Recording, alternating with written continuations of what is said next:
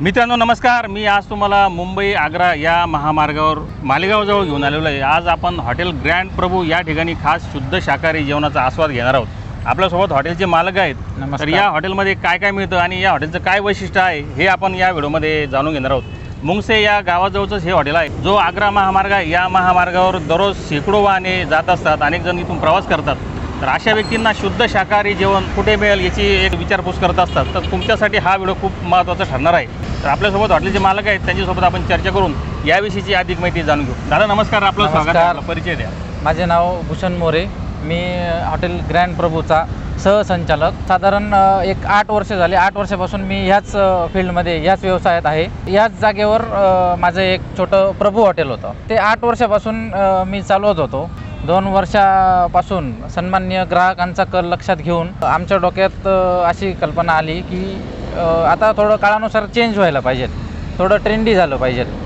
त्या हेतूने आम्ही हॉटेल प्रभूचं हॉटेल ग्रँड प्रभू केलं, म्हणजे त्याला अजून आम्ही थोडं मोठं केलं, विस्तार केला त्याचा। तर विस्तार असा केला की आपल्या ह्या ज्या रेस्टॉरंटमध्ये, ह्या ज्या हॉटेलमध्ये सगळ्या प्रकारचं फूड भेटलं पाहिजे। मग त्याच्यात कॉन्टिनेंटल आलं, त्याच्यात पंजाबी आलं, त्याच्यात इंडियन, मेक्सिकन, इटालियन, असं सगळ्या प्रकारचे काय असेल नसेल सगळ्या प्रकारचं फूड आपल्याकडे व्हेजमध्ये, प्युअर व्हेजमध्ये असं सगळं फूड आपल्याकडे भेटलं पाहिजे। ह्या हिशोबाने आम्ही सगळं याची रचना केली।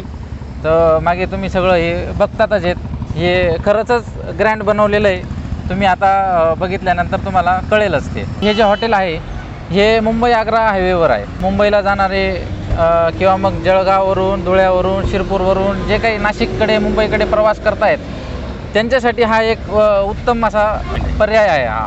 तर त्यांना एक चांगलं व्हेजिटेरियन फूड, प्युअर हायजेनिक असं जर पाहिजे असेल तर ते नक्कीच हे रेफर करू शकता।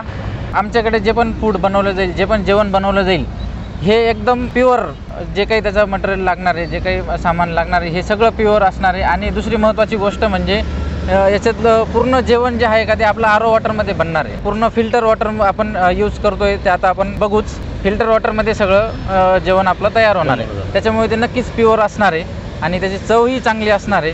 तसेच दुसरी गोष्ट म्हणजे की जेवणामध्ये कुठलाही हार्मफुल पदार्थ आम्ही यूज केलेला नाही आहे किंवा करतही नव्हतो आणि करणार पण नाही।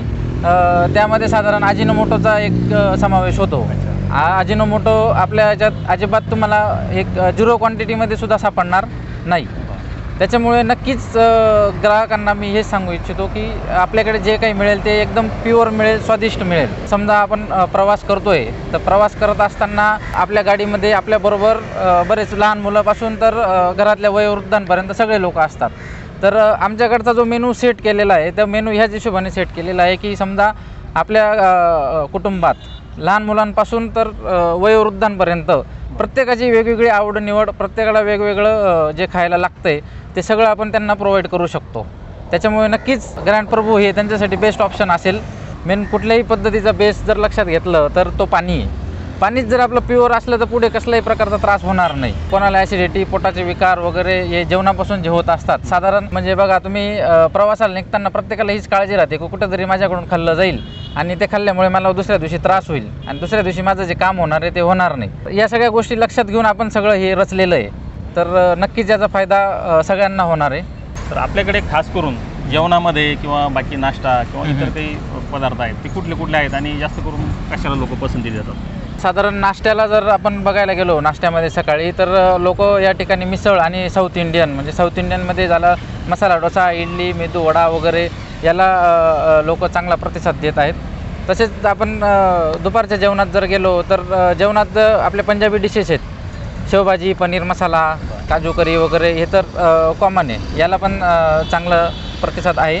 तसेच संध्याकाळच्या वेळेस कॉन्टिनेंटल फूडचा चांगला आपल्याला रिस्पॉन्स आहे, म्हणजे बरेच लोक कॉन्टिनेंटल फूड पण चूज करत आहेत। त्याच्यामध्ये साधारण पिझ्झा, बर्गर, नाचोज वगैरे असे अनेक प्रकारचे फूड्स आहेत, पास्ता, हे सगळं त्यामध्ये येईल। रात्रीच्या जेवणात पण पंजाबी डिशेस वगैरे या चांगल्या चालत आहेत, म्हणजे पूर्ण 24 तासाचा मेनू आपल्याकडे तयार आहे। हां, पूर्ण 24 तास आपण ग्राहकांना सर्व करू शकतो। आपल्याकडे बैठक व्यवस्था आहे, कमीत कमी आपल्याकडे 450 लोक ॲट अ टाईम बसू शकतात।